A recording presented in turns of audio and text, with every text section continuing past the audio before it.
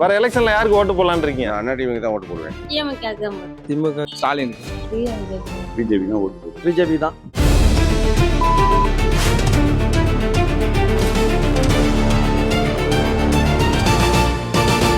CTV நேயர்களுக்கு வணக்கம். தமிழகம் 234 தேர்தல் களத்தின் நாடி துடிப்பு 2026 நிகழ்ச்சிக்கு உங்களை வரவேற்கிறோம். தமிழகத்தில் இருக்கக்கூடிய சட்டமன்ற தொகுதி ஒவ்வொன்றாக பார்த்துட்டு வரோம். அந்த சட்டமன்ற தொகுதியிலே தற்போதைய கள நிலவரம் யாருக்கு சாதகம் யாருக்கு பாதகம், திமுகவுடைய திட்டங்கள் ஓட்டுகளாக மாறுகிறதா, அதிமுகவுக்கு வாக்கு சதவீதம் அதிகரிக்கிறதா, நாம் தமிழர் கட்சி தாவேக்காவுடைய தாக்கம் இளைஞர்கள் மத்தியில் எப்படி இருக்கிறது, பெண் வாக்காளர்கள் என்ன நினைக்கிறாங்க, ஃபர்ஸ்ட் டைம் ஓட்டர்ஸ் எப்படி பார்க்குறாங்க இந்த தேர்தலை, அதெல்லாம் குறித்து கள ஆய்வின் மூலம் நமக்கு கிடைத்த தரவுகளை உங்கள் முன் வைக்கிறோம். அந்த வகையில் நாம் இன்று எடுத்திருக்கக்கூடிய சட்டமன்ற தொகுதி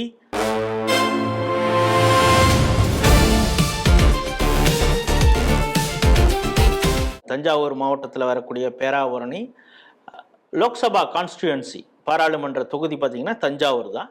இங்கே இருக்கக்கூடிய மொத்த வாக்காளர்கள் 2,12,000, ஆண் வாக்காளர்கள் 1,04,000, பெண் வாக்காளர்கள் 1,08,000, சற்றே கூடுதலாக பெண் வாக்காளர்கள் இருக்கிறாங்க. இந்த தொகுதியை பொறுத்தளவு 2021 அசோக் குமார் திமுக கட்சியை சார்ந்தவர் 89,000 வாக்குகள் 52% பெற்று அதிமுகவை சேர்ந்த திருஞான சம்பந்தம் அப்படிங்கிறவரை, திருஞான சம்பந்தம் வாங்கிய வாக்குகள்னு பார்த்தீங்கன்னா 65,625, அதாவது 39% வாங்கியிருக்காரு அப்படின்னு வச்சுங்களேன். இதில் போட்டியிட்ட நாம் தமிழர் கட்சியுடைய திலீபன் 12,000 வாக்குகள் வாங்கியிருக்காரு. 7.15% வாக்கு வாங்கியிருக்காரு, வாக்கு சதவீதமாக இருக்கிறது. இதில் நாம் தமிழர் கட்சி ஏற்கனவே போட்டியிட்டு அவங்க வாங்கியிருந்த 1,600 சொச்சம் வாங்கியிருந்தாங்க. ஆனால் எந்த அளவுக்கு இப்பொழுது அதிகரிச்சிருக்கிறது வாக்கு விகிதம் அப்படிங்கிறதை நாம் கூர்ந்து கவனிக்க வேண்டி இருக்கிறது.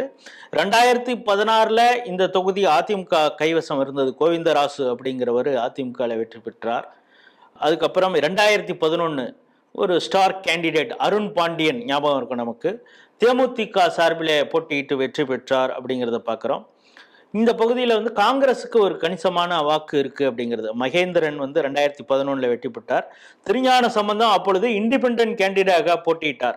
அவர் தான் வந்து 2021 அதிமுகவில் போட்டியிடுகிறார். எப்படி நம்ம பட்டுக்கோட்டையில் எப்படி பார்த்தோமோ காங்கிரஸ் கட்சியில இருந்தவர் அதிமுகவுக்கு எப்படி வந்தாரோ அதே போல காங்கிரஸ் கட்சியில இருந்த திருஞான சம்பந்தம் இப்பொழுது அதிமுகவில் இந்த பகுதியில் இருக்கிறார் அப்படிங்கிறதை நாம் கூர்ந்து கவனிக்கணும். 2006 வீரகபிலன் அப்படிங்கிறவர் அதிமுக சார்பில் வெற்றி பெற்று இருக்கிறார். 2001 திருஞான சம்பந்தம் தமிழ் மாநில காங்கிரஸ்ல போட்டியிட்டு வெற்றி பெற்றிருக்கிறார்.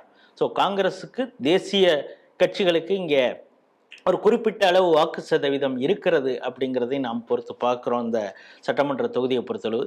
ஆனால் இப்பொழுது கள நிலவரம் எப்படி இருக்கிறது, யாருக்கு சாதகமாக இருக்கிறது, கள ஆய்வில் ஈடுபட்ட தேவேந்திரன் நம்மோடு அந்த கருத்துக்களை பகிர்ந்து கொள்கிறார். வணக்கம் தேவேந்திரன். வணக்கம் சார். இந்த பேராவூரணி சட்டமன்ற தொகுதியை பொறுத்தளவு நீங்க எந்தெந்த பகுதிகளில் கள ஆய்வு செஞ்சீங்க? பேராவூரணி அவர் பார்த்தீங்கன்னா பெருமகளூர், சேதுபாவா சமுத்திரம், மல்லிப்பட்டினம், இந்த ஊர்கள்ல நான் கள ஆய்வு செஞ்சிருக்கிறேன். இது பார்த்தீங்கன்னா பேராவூரணி பேரூராட்சி, பெருமகளூர் பேரூராட்சி, 2 பேரூராட்சிகள் நிறைந்த ஒரு ஊர் இது. இப்போ இதுல வந்து பேராவூரணி ஒன்றியம், சேதுபாவா சமுத்திரம் ஒன்றியம், திருவோணம் ஒன்றியத்துல சில பகுதிகள் இந்த தொகுதியில வருது. நீங்க சொன்ன மாதிரி கிட்டத்தட்ட டிஎம்கே 2 முறையும், அதிமுக 5 முறையும், தேமுதிக 1 முறையும், தமாக 2 முறையும், காங்கிரஸ் 2 முறையும், சுயேட்சை 1 முறையும் இங்க வெற்றி பெற்றிருக்கிறாங்க. அதிமுக அதிக அளவுல வெற்றி பெற்றிருக்கு. அதனால அதிமுக கோட்டை அப்படின்ற மாதிரி அங்க சில பேர் சொல்றதை நான் கேள்விப்பட்டேன். இருந்தாலும் இப்ப அசோக்குமார் பாத்தீங்கன்னா ஒரு 23,000 வாக்குகள் வித்தியாசத்துல 2021 தேர்தல்ல வந்துட்டு வெற்றி பெற்றிருக்கிறாரு. நீங்க சொன்ன மாதிரி அந்த திருஞான சம்பந்தம் பட்டுக்கோட்டையில இருக்கிற மாதிரிதான் தமாகவுல இருந்திருக்கிறாரு, காங்கிரஸ்ல இருந்திருக்காரு. அப்புறம் சுயேட்சா ஒரு 2011 தேர்தலில் சுயேட்சையா போட்டிக்கிட்டு இருக்காரு. 2021 ஏடிஎம்கேல போட்டுக்கிட்டு ஜெயிச்சிருக்கிறாரு. இப்படி மாறி மாறி தான் அவரும் பயணம் பண்ணியிருக்கிறாரு. இந்த தொகுதி வந்துட்டு கிட்டத்தட்ட ஆலங்குடி தொகுதி ஒட்டின வரைக்கும் அந்த பக்கம் மேற்க பயணிக்குது. இந்த பக்கம் பாத்தீங்கன்னா பட்டுக்கோட்டையை டச் பண்ணுது. அந்த பக்கம் ஃபுல்லா கடற்கரை ஏரியா வரைக்கும் போகுது. சேதுபாவா சமுத்திரம், மல்லிப்பட்டினம் 2 ஏரியாக்கள், மீன் பிடி ஏரியாக்கள் நிறைந்த ஒரு தொகுதி. இங்க பாத்தீங்கன்னா விவசாயமும் மீன்பிடி தொழிலும் தான் இந்த தொகுதியில முக்கியமான இது. அதை தாண்டி 2ஆம் சரபோஜி மன்னர் அவர்கள் வந்து மனோரா கோட்டை அப்படின்னு சொல்லிட்டு ஒரு கோட்டை, அது ஒரு சுற்றுலா தலமா இயங்கிட்டு இருக்கு. பெரிய அளவுல அது வந்து டெவலப்மெண்ட் பண்ணல, ஓரளவுக்கு இருக்கு, மக்கள் வந்து போயிட்டு இருக்கிறாங்க. அதை நேரடியா பார்த்தேன். இங்க நீலகண்ட பிள்ளையார் அப்படின்னு சொல்லிட்டு மிக ஃபேமஸான ஒரு பிள்ளையார் கோயில் இருக்குது, மிகப்பெரிய ஒரு கோயில். அது இந்த பேராவூரணி பகுதியோட பெரிய ஒரு சின்னமா அடையாளமா விளங்கிட்டு இருக்கு. அப்புறம் பாலத்தளிங்கிற ஏரியால துர்க்கை அம்மன் சொல்லிட்டு ஒரு கோயில் இருக்கு. இந்த 2மே வந்துட்டு இங்க வந்து ஒரு அடையாளமா இது ஆயிட்டு இருக்குது. நீங்க இந்த சட்டமன்ற தொகுதியில வந்து கள ஆய்வு செஞ்சிருக்கீங்க. மல்லிப்பட்டினம், மாவடுகுறிச்சி இந்த பகுதியெல்லாம் நீங்க கள ஆய்வு செய்திருக்கீங்க. அதுல பல கிராமங்கள் இருக்கிறது. மீன்பிடி அந்த கிராமங்கள் மல்லிப்பட்டினம் அந்த பக்கத்துலயும் இருக்குது. இங்க பண்ண கள ஆய்வுல எந்தெந்த சமூகம் எந்தெந்த பகுதியில அதிகமாக இருக்கிறாங்க? முத்தரையர் என்று சொல்லக்கூடிய அம்பலக்காரர் சமூகம் வந்து பேராவூரணி ஒன்றியத்துல பாத்தீங்கன்னா சிறுவா விடுதி, சொர்ணாக்காடு, திருச்சிற்றம்பலம், துறவிக்காடு, பாலத்தளி, புன்னவாசல், பூவலூர், பெரியநாயகிபுரம், மடத்திக்காடு, வலப்பிரமான் காடு இந்த பகுதிகளில் பெரும்பான்மையா வசிக்கிறாங்க. சேதுபாவா சமுத்திர ஒன்றியத்துல பாத்தீங்கன்னா ரெட்டவாயல், ரெண்டம் புலிக்காடு, முதுகாடு, முதிச்சிக்காடு, ரவுத்திரவாயல், மரக்க வலசை, பூவனம், புக்கரம்பை, அழகிய நாயகிபுரம், ஆண்டிக்காடு, கங்காதரபுரம், குப்பதேவன், செந்தலைவாயல், சேதுபாவா சமுத்திரம், திருத்தேவன் போன்ற பகுதிகளில் அவங்க அதிகமா இருக்கிறாங்க. அப்புறம் பாத்தீங்கன்னா தேவர் சமூகமின் அகமுடையர் சமூகம் வந்து பரவலா இங்க நிறைய இருக்கிறாங்க. அவங்க பேராவூரணி ஒன்றியத்துல பாத்தீங்கன்னா வாட்டாத்தி கோட்டை, பெய்ங்கால், பின்னவாசல், தென்னங்குடி, செங்காமங்கலம், குறிச்சி, களத்தூர், அம்மையாண்டி போன்ற பகுதிகளில் அவங்க அதிகமா இருக்கிறாங்க. சேதுபாவா சமுத்திரம் ஒன்றியத்துல பாத்தீங்கன்னா விலாங்குளம், மாத்தாங்காடு, மருங்கப்பள்ளம், நாடியம் சோலைக்காடு, சொக்கநாதபுரம், சொல்லிக்காடு, கரம்பக்காடு, குருவிக்கரம்பை, கொல்லுக்குடி இந்த ஏரியாக்கள்ல இந்த சமூகங்கள் அதிகமா இருக்குது. இங்க கல்லர் சமூகம் வந்து பெரும்பான்மை இல்லை. அது பாத்தீங்கன்னா பேராவூரணி ஒன்றியத்துல குறிப்பா படையநகரம்னு ஒரு ஏரியா இருக்கு, அங்க பெரும்பான்மையா வசிக்கிறாங்க. சேதுபாவா சமுத்திரம் ஒன்றியத்துல பாத்தீங்கன்னா ருத்ர சிந்தாமணி, முதுக்காடு, புக்கரம்பை, கொன்னக்காடு இந்த பகுதியில அதிகமா வசிக்கிறாங்க. பட்டியலின சமூகம் குறிப்பா வந்து பறையர் அப்படின்னு சொல்லக்கூடிய அந்த சமூகம் வந்து தென்னங்குடி, பாலத்தளி, பின்னவாசல், புனல்வாசல், பெரியநாயகிபுரம், வாட்டாத்தி கோட்டை, சொர்ணக்காடு, துறவிக்காடு, திருச்சிற்றம்பலம், சிறுவா விடுதி, களத்தூர், அம்மையாண்டி போன்ற பகுதிகளிலையும், சேதுபாவா சமுத்திர ஒன்றியத்துல நாடியம், சொக்கநாதபுரம், சமுத்திரம், செருபாலக்காடு, செந்தலைவாயல், கரம்பக்காடு, கட்டையங்காடு, ஊமத்தங்காடு, ஆண்டிக்காடு, அழகிய நாயகிபுரம், அடைக்கத்தேவன், வீரையங்கோட்டை, விலாங்குளம், முதுகாடு, மணக்காடு, பள்ளத்தூர், பூவனம் போன்ற பகுதிகளில் பெரும்பான்மையா வசிக்கிறாங்க. இங்க வெள்ளாளர் சமூகம் பாத்தீங்கன்னா காலகம் அப்படின்ற ஊர்ல பெரும்பான்மையா இருக்கிறாங்க. கோனார் சமூகம் பாத்தீங்கன்னா மாவடுகுறிச்சி, ஒட்டன்காடு போன்ற பகுதிகளில் இருக்கிறாங்க. முஸ்லிம்கள் பாத்தீங்கன்னா வலப்பிரமான் காடு, சமுத்திரம், சரபோஜி ராஜேந்திரப்பட்டினம், கழனிவாசல், ஊமத்தங்காடு, அடைக்கலதேவன், புதுப்பட்டினம் இந்த ஏரியாக்கள்ல இருக்கிறாங்க. அப்புறம் சேதுபாவா சமுத்திரம், மல்லிப்பட்டினம் குறிப்பா அந்த ஏரியாக்கள்ல அதிகமா இருக்கிறாங்க. கிறிஸ்டின் பாத்தீங்கன்னா சோலைக்காடு, ஊமத்தநாடு இந்த பகுதியில கிறிஸ்டின் சமூகம் ஓரளவுக்கு பெரும்பான்மையா வசிக்குது.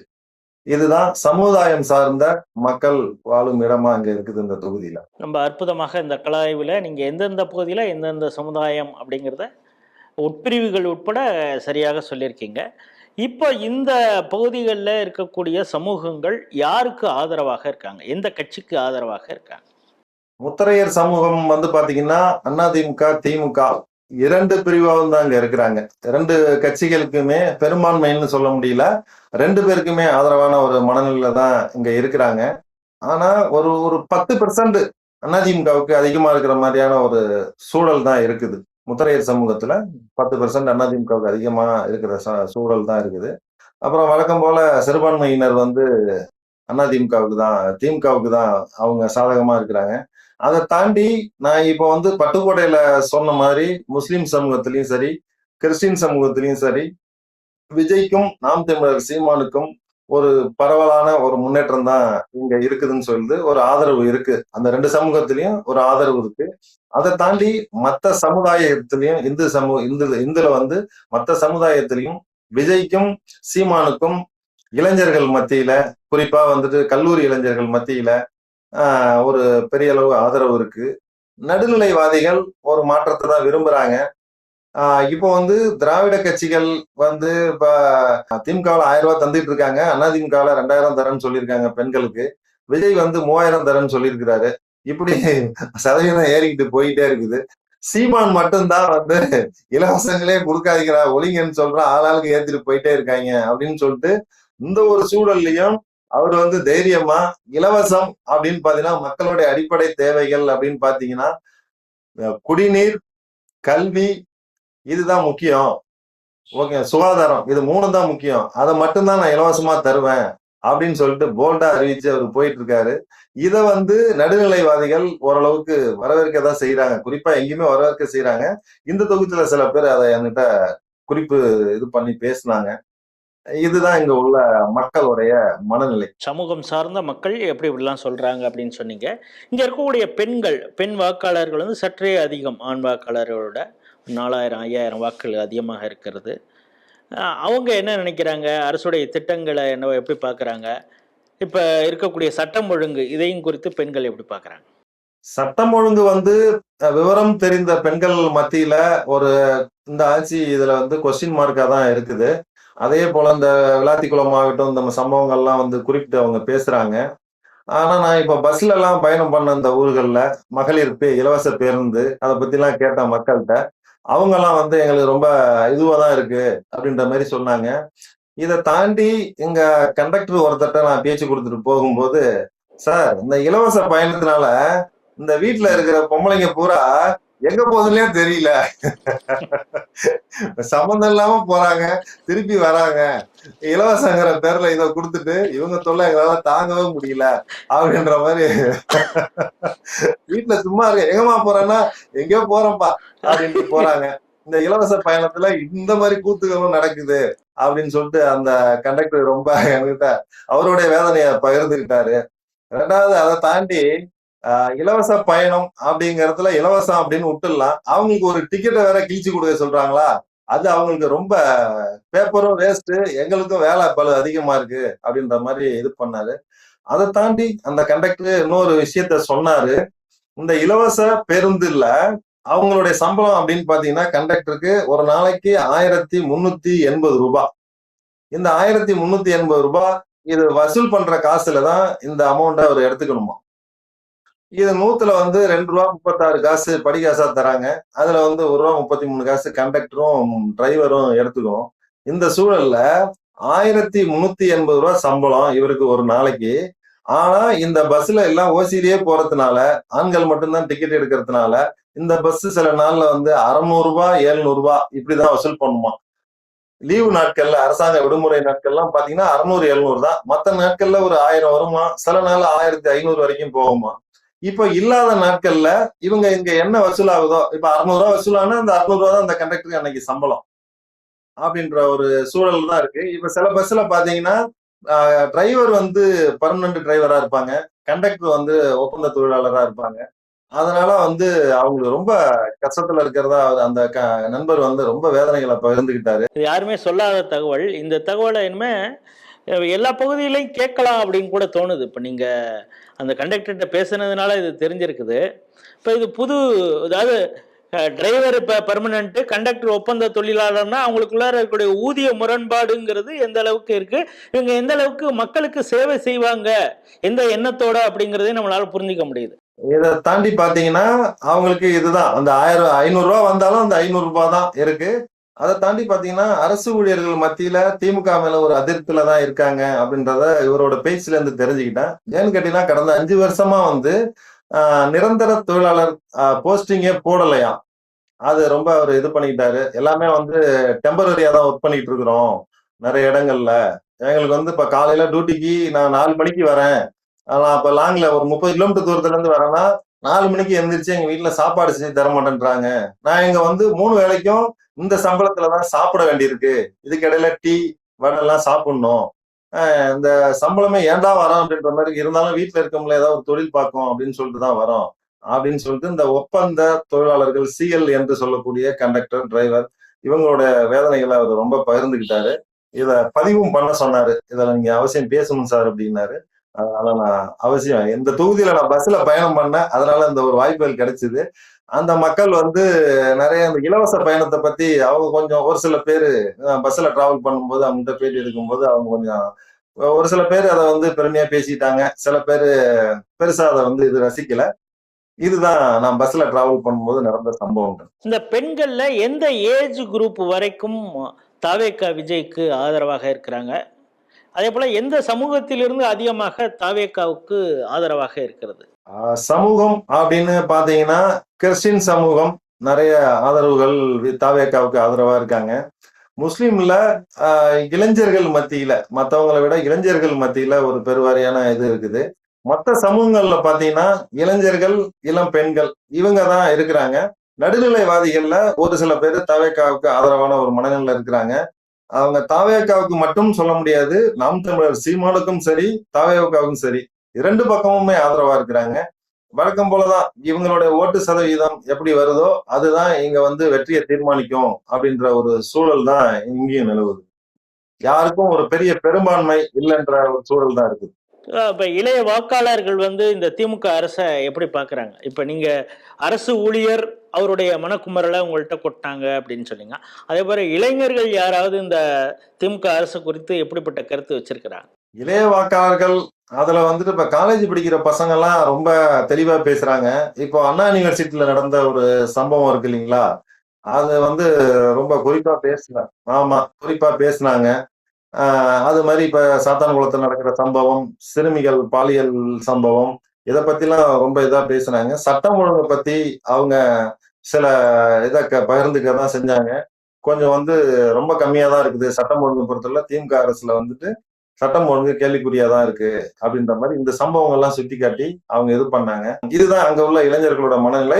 நிறைய பேரு அதாவது படிச்சுக்கிட்டு இருக்கிற இளைஞர்கள், படித்த இளைஞர்கள் எல்லாருமே சட்டம் ஒழுங்கை பத்தி நிறைய பேசுறாங்க. இன்னைக்கு நடக்கிற சமூகத்தில் நடக்கிற பிரச்சனைகளை பத்தி நிறைய பேசுறாங்க. அதை தாண்டி அரசாங்கோட திட்டங்கள், இந்த இலவச திட்டங்களை நிறைய இளைஞர்கள் வெறுக்கதான் செய்யறாங்க. அதாவது பாமர மக்கள் வந்து அதை ரசிச்சாலும், இந்த இலவச பயணத்தையும் இதையும் ரசிச்சாலும், இதை வந்து இளைஞர்கள்லாம் இது தேவையில்லாத ஒரு விஷயம் அப்படின்ற மாதிரிதான் இருக்காங்க. இந்த மாதிரி இளைஞர்கள் தான் நாம் தமிழர் சீமானுக்கு பெரிய அளவுல ஆதரவா இருக்கிறாங்க. அவங்க ஏன்னு கேட்டீங்கன்னா இப்ப விஜய் கூட வந்துட்டு இப்ப அவரும் இலவசங்கள் நிறைய அறிவிச்சிட்டு இருக்கிறாரு.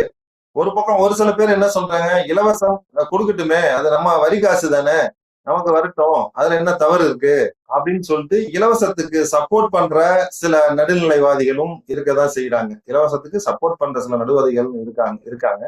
அதே நேரத்துல இலவசம் தான் கெடுக்குது நாட்டை, அது தேவையில்லையே, எல்லாருமே இலவசம் இலவசம்னு ஏமாத்துறாங்க நம்மள, சீமான் வந்து தெளிவா இருக்காரு, அவருக்கு சப்போர்ட் பண்ணும் அப்படின்ற மனநிலையிலும் சில பேர் பேசுறாங்க. இப்ப இந்த பகுதியில் இருக்கக்கூடிய விவசாயிகள் அவங்க என்ன நினைக்கிறாங்க? அவங்களுடைய நீண்ட கால கோரிக்கை ஏதாவது இந்த திமுக அரசு நிறைவேற்றி இருக்கிறதா? குறிப்பாக தான் ஒரு டெல்டா காரன் அப்படின்னு முதல்வர் அப்பப்ப சொல்லிட்டு இருக்காரு. ஆனா அங்க உண்மையிலே அந்த விவசாயிகள் இந்த டெல்டா காரனை எப்படி பாக்குறாங்க? இல்ல, இங்க வழக்கம் போலதான் விவசாயிகளுடைய இது வந்துட்டு சோதனைகள் சாதனைகளாக தான் போற்றப்படுது. சோதனைகள் சாதனைகளாக தான் போற்றப்படுது. இங்கதான் தென்னை உற்பத்தி பட்டுக்கோட்டை போலதான் பேராவூரணிலையும் அதிகமா இருக்குது. அதை பதப்படுத்துற தொழிற்சாலைகள் அமைக்கிறோம்னு சொல்லிட்டு நீண்ட காலமா சொல்லிட்டு இருக்காங்க, யாருமே அதை செய்யல. அதை தாண்டி ரயில்வே மேம்பாலம் அமைக்கணும் அப்படின்னு சொல்லிட்டு ரொம்ப நாளா ஒரு கோரிக்கைகள் வச்சுக்கிட்டு இருக்காங்க. அது இது பண்ணல. கேஆர்புரங்கிற ஏரியாவில் ஒரு நூலகம் அமைச்சு தர சொல்லி இந்த மக்கள் வந்து சொல்லிட்டு இருக்காங்க, அதுவும் அவங்க இது பண்ணல. அப்புறம் பாத்தீங்கன்னா மல்லிப்பட்டினத்துல துறைமுகம் அமைச்சு தரேன்னு சொல்லிட்டு ரொம்ப நாள் ஒரு கோரிக்கைகள் இருக்குது, அதை யாரும் செஞ்சு கொடுக்கல.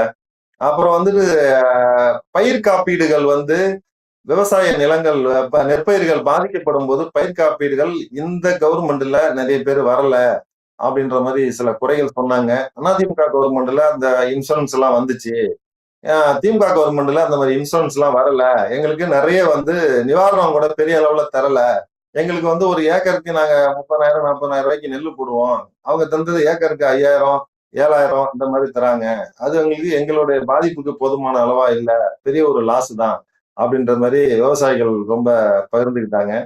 அதே மாதிரி அந்த வாய்க்கால்கள் வந்து வடிகால் இல்லாம நிறைய தேங்கிடுது. அதை வந்து தூர்வாரணும், நீண்ட காலமா தூர்வாராமே இருக்குது அப்படின்ற மாதிரி இது பண்ணாங்க. அப்புறம் சேதுபாவா சமுத்திரத்துல பாத்தீங்கன்னா இறால் பண்ணைகள் நிறைய அங்க இருக்குது. அவங்க ஒரு ஏற்றுமதி மையம் கேட்டிருக்காங்க. அதுவும் வந்து எந்த அரசாங்கமும் செய்யல இது வரைக்கும். அப்புறம் வழக்கம் போல பேராவூர்ணியில பாத்தீங்கன்னா பாதாள சாக்கடை திட்டம் நிறைவேற்றி தரேன்னு சொல்லியிருக்காங்க. அதுவும் எதுவும் பண்ணல. அதனால அந்த பகுதி மக்களுடைய ஒரு பெரிய இதா இருந்துட்டு இருக்கு. அதை தாண்டி இங்க செஞ்சிருக்காங்கன்னு பாத்தீங்கன்னா பேராவூரணியை சுற்றி பட்டுக்கோட்டை போற ரோடு ஆகட்டும், சேதுபாவா சமுத்திரம் போற ரோடு ஆகட்டும், இங்கெல்லாம் பாலம் வசதிகள் இந்த திமுக ஆட்சியில செஞ்சு கொடுத்துருக்காங்க. ரோடு வசதிகள் நல்லா செஞ்சு கொடுத்துருக்காங்க.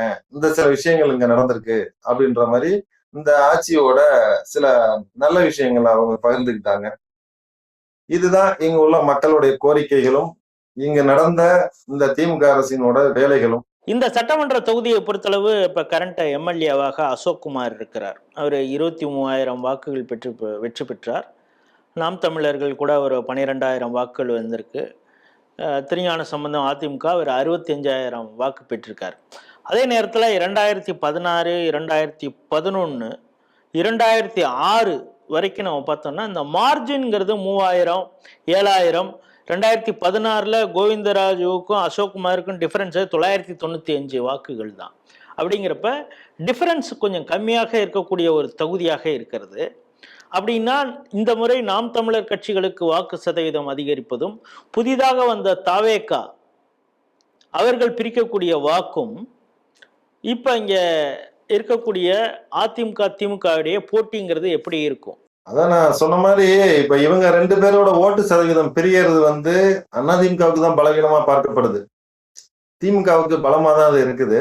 ஏன்னு கேட்டீங்கன்னா திமுகவுக்கு எதிரான ஓட்டுகள் தான் அதிமுகவுக்கு வர வேண்டிய ஓட்டுகள். அதை இவங்க 2 பேரும் இப்ப பிரிக்கிறதுனால அது வந்து அதிமுகவுக்கு ஒரு பாதகமா தான் பார்க்கப்படுது. திமுகவுக்கு சாதகமா தான் இருக்கு.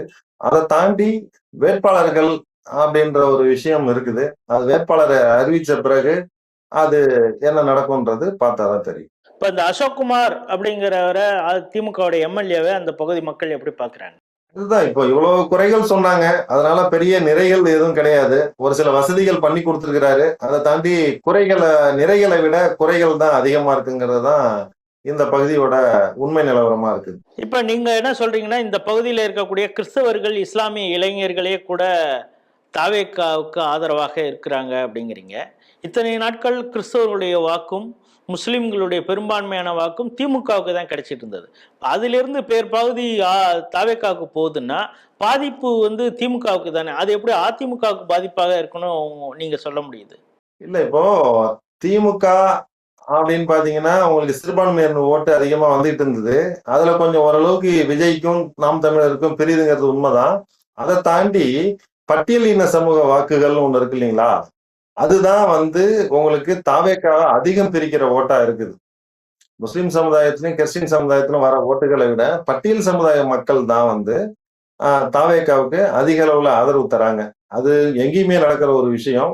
குறிப்பா வந்துட்டு விசிகாவோட வாக்குகள் தான் அவங்க அதிகமா பிரிச்சிருக்காங்க. அதனாலதான் அந்த ஒரு அடிப்படையில தான் நான் சொல்றேன், வேற ஒண்ணும் இல்லை. அவங்க பிரிக்கிற ஓட்டுகள் பூரா வந்து பட்டியலின சமூகத்துலதான் அதிகமா பிரிக்கிறாங்க. அவங்க 2 பேருமே பிரிக்கிறாங்க.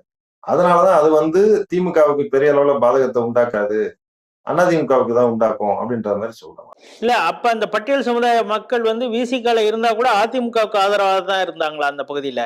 இல்ல, இப்ப பட்டியல் சமூகம் வாக்குகள் அப்படின்னு பாத்தீங்கன்னா விசிகாவுல எல்லாருமே இருக்கிறாங்கலாம் சொல்ல முடியாது. இப்போ ஒரு 100 மக்கள் வந்து ஒரு ஊர்ல இருக்கிறாங்கன்னா 100 மக்களும் வந்து விசிகாவுக்கு ஆதரவா இருக்காங்கலாம் சொல்ல முடியாது.